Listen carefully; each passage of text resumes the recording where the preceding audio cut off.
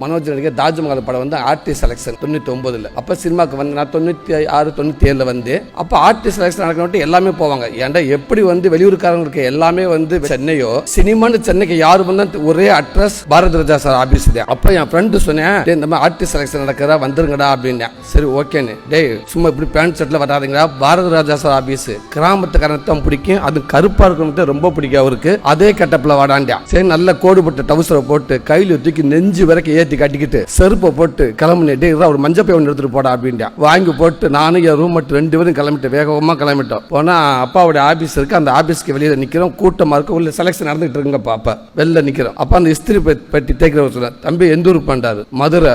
நீங்க யாரு? நாங்க நடிகர்கள். நடிகர்களா? ஆமா, உள்ள வந்திருக்கோம், பாரராஜா சார் பார்க்க வந்திருக்கோம். இப்படி வந்து எப்படி உள்ள விடுவாங்க, இல்லை இப்படி வந்தா வாய்ப்பு கிடைக்கும்னு சொன்னாங்க, அதுக்காக வந்திருக்கோம். சரி சரி இங்க நிக்க கூடாது, தள்ளி நில்லுங்க அப்படின்னாங்க.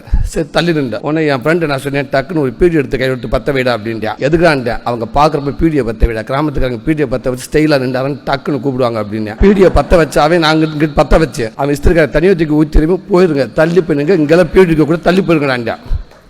தள்ளி போய்ட்டு ஆளுக்கு ஒரு ஸ்டேஜ் பீடியோ குடிச்சிக்கிட்டே இருக்கிறோம். டேரக்டர் சார் உள்ளே வந்தோடனே, கார் உள்ளே வந்தோடனே என் ஃப்ரெண்டு சொல்லி அங்கேருந்து சொல்லுவாங்க, நீ உள்ளே வந்துருங்கன்னாட்டாங்க.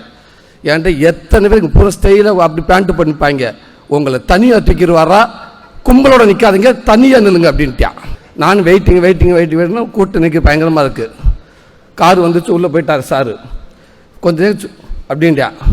நேராக போனேன், என் ஃப்ரெண்டு சொன்னேன், கும்பலில் போகாத, ஒதுங்கி தனியாக தெரியணும், நம்ம தனியாக வாண்டியான். தனியாக இருந்துக்கிட்டே இருந்தேன், பீடியை கீழே போடுறா அப்படின்ட்டா.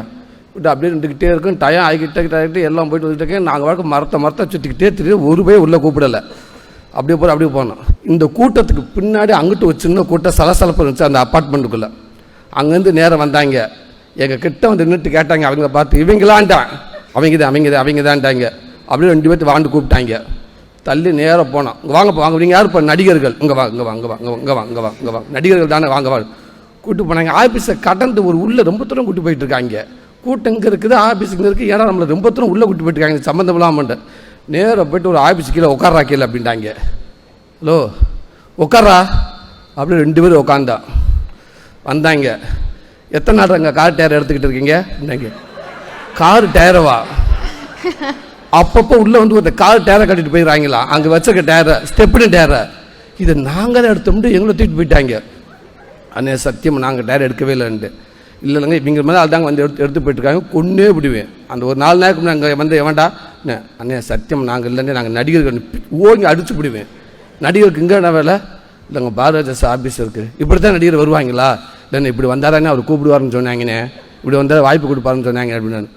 ஓடியோ பெருத்து போலீஸில் ஒப்படைச்சிருவோம், ஓடி போயிடாண்டாங்க. நேராக கிளம்பி வந்துட்டோம். அப்படி போயிட்டு அந்த சாமி அந்த கடவுள் முன்னாடி இப்படி ஒரு அவார்டை வாங்கி நிற்கிறேன்.